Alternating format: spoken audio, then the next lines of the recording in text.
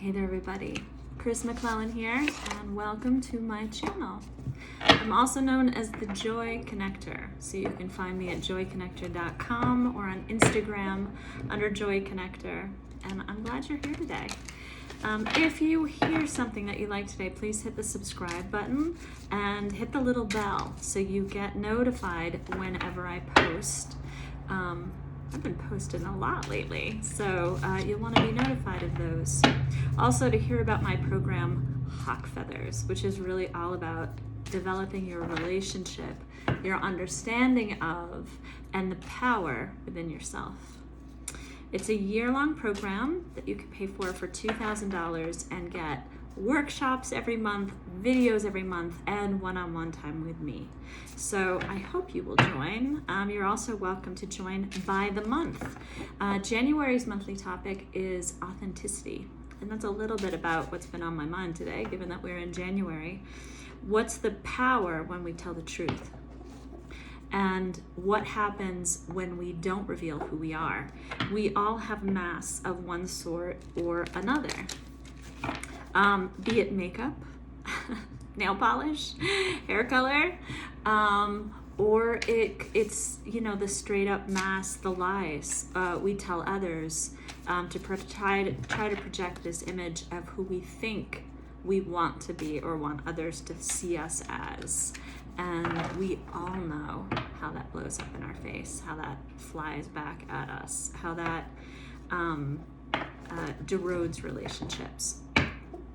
So I was watching this video this morning about how relationships really determine our success. Everything is about human connection. So if you are the type that's like, I have work in this box and I have family in this box and romantic relationships in this box, sorry kids, that work-life balance is really an illusion. We bring ourselves wherever we are, and it all comes down to relationships and trust. I spent 20 plus years in corporate America, and my focus was really on relationships. All of my jobs centered around building, developing, growing, establishing, supporting, financially stable, mutually beneficial, multi-million-dollar relationships. And I loved it because it taught me so much about, companies are just a whole bunch of people. That's it, and how they work together. So that made a lot of sense to me. I want to pull today from the Rider-Waite deck. Can you see that? Dun, dun, dun. Traditional tarot. There were a couple of cards that I've seen already today, one being the Star card. So let's just see what we have as guidance and advice for us today. Ooh, the High Priestess. The High Priestess upright. The light here is gorgeous, but it's pretty potent, so I hope you can see that. The High Priestess is really all about our intuition, our internal knowing. And my friends, you always know what the truth is. You always know what the truth is. People will get all wrapped up in what other people are like, right? We get all concerned about, well, what if that person's not being honest? Or what if that's not happening? Or I have a boss who's this, or a mother who's a narcissist. And all good, you guys. That's all about you understanding what boundaries are important for you, but that's up to you. You have to know yourself to know what you need and what you want in order to know what to ask for. Boundaries are about you. They're not about the other person. Although when we articulate our boundaries, it makes it safe to be in relationship with us. And when we don't, it's not so safe, right? But anyways, that's a thought there. So intuition, developing our intuition, knowing what it is, listening to it, paying attention, that's where we're at. And the authenticity resides always within us. The truth is always there. I was talking to somebody the other day about dating, and about 12 years ago, I got sober. I took out all substances, mind-altering substances from my diet, basically, from my world, from my life, and I really started to see all the ways that I numb out from life. And one of those was relationships of all different sorts, of a work sort, of a family sort, of a friendship sort, and certainly of a romantic sort. So what was the antidote to that? What did I have to learn how to do? My mentor at the time told me, because I said, oh my God, I have to go out on a date. What am I going to do? And she said, you only have one thing ever, Chris, and that's the truth. That's all you have in this life. You'd love the illusion. We love the illusion that we control things, right? Well, we have our choices always. So we're always in control of our attitude, of our perspective, or our reactions to things, for sure. But at the end of the day, in a relationship, what do we have? All we have is the truth. So she said, you better learn how to start telling it. And I was like, oh my God, the truth on a date? The truth at work? What? All the time? The full truth? Oh. She said, with kindness and generosity, yes. With kindness and generosity, not with harm. So, oh boy, okay, right on. So I really had to get to know myself in order to be able to tell the truth and to own my side of the street and to work with that in order to be in a relationship with other people. And in the beginning, I was like, holy cow, this is hard. And then as I started to develop time in life, it's not easy to tell the truth, of course, all the time, especially when I feel super vulnerable and like, oh, here we go. And I feel like there's a lot at stake, but that's when it's most important. And the best part is that's when I get everything that I want, really. And certainly everything that I need is when I tell the truth. In business, it's most important because you get to see who I am and what I'm really offering. And when I don't, when I try to make myself small or I hide behind ideas or other people's opinions, you can't see me. And therefore, it's not potent. My message isn't impactful. It's getting watered down by other people's opinions or what I think culturally needs to happen or something else, right? So most important to me is that human connection. It's what I value the most. It's why I came up with this idea of a joy connection or JOYConnector. I think that spark of life, I saw it in sobriety, and it's within every one of us. That spark of life is born in us as humans. And to connect to that deeply, there is a well of joy in that spark of life. And it's in every one of us. That is what I seek out in other humans, to bring alive, to uncover, to help unlearn all the stuff that's in front of it or that keeps us from it on a day-to-day basis in terms of our decision-making process. And certainly for me, how can I bring more to my life that helps me get at that joy connection? Yeah.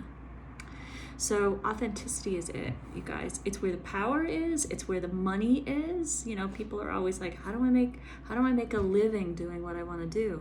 Be honest. Be true to yourself. Be bold in who you are and in your message. That's how you'll make money. The money and the power is in your truth. So this is why I loved movement. This is why, so I get to kind of understand the body and what's going on in the body, and particularly in the emotional life, because that's the body is the container for that emotional life. So I have to understand what's going on with me and have a relationship with me. And meditation is number one to that. Meditation is just an awareness of what's going on in here, period.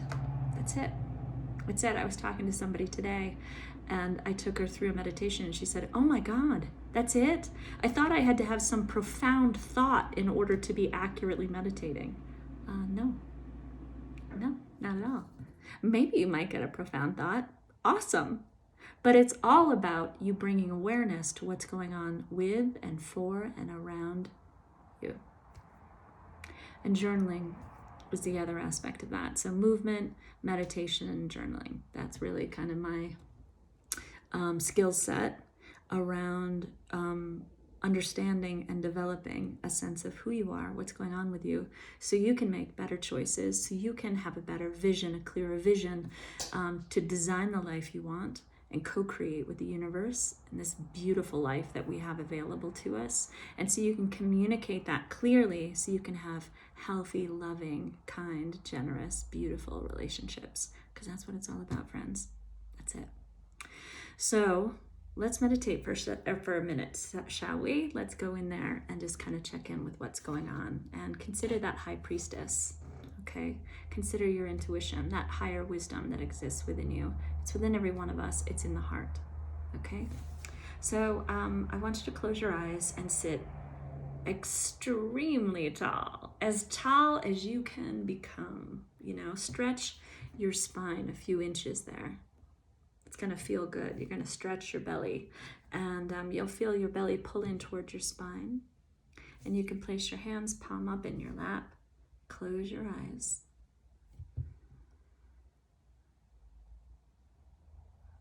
And roll your shoulders up and down your back. It's going to spread your collarbones wide. It's going to open that heart space. Good. And now I want you to take a nice deep breath in through your nose to a count of 4. Hold it at the top. Now exhale to a count of 6.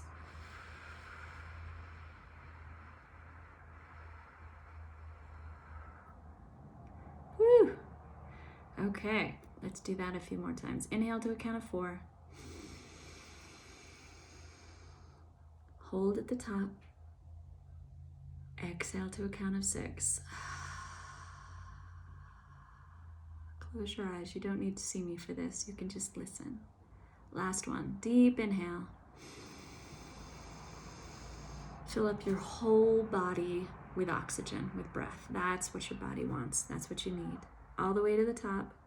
Hold it. Exhale and release. And imagine just letting all the air out of a balloon. Every bit of oxygen, just let it flow out from you. And at the very bottom of that breath, put a hand on your belly and just feel that bliss of the emptiness, of the stillness of being within you. And allow your breath to resume its normal flow. And put a hand on your heart. Feel your heartbeat. That's where you are right now. And I want you to just listen. Ask your heart, what do you have to tell me? How are you doing in there today? What's going on for you, dear heart? I'm back. I'm listening. Just listen. The dog has something to say about that. And allow the noises to flow. That's okay if there's noise. It's okay. But just listen to that heart. Just listen to that heart. What does it have to tell you?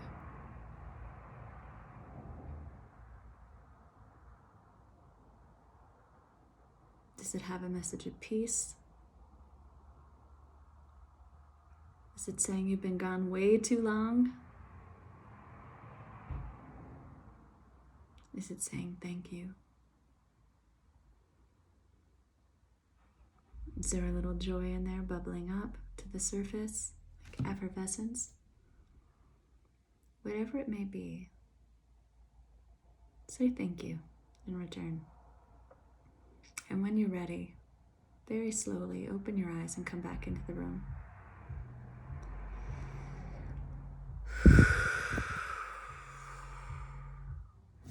And you can shake out your wrists, your neck a little bit. Come back. And just know that you can return to that space in your heart, that intuitive, deep knowing, that wisdom that resides within you, where the joy is, at any time, simply by returning to your breath. Thanks for being here with me today. I hope you'll come back again next time. I'll see you around. Thanks, guys. Have a great day.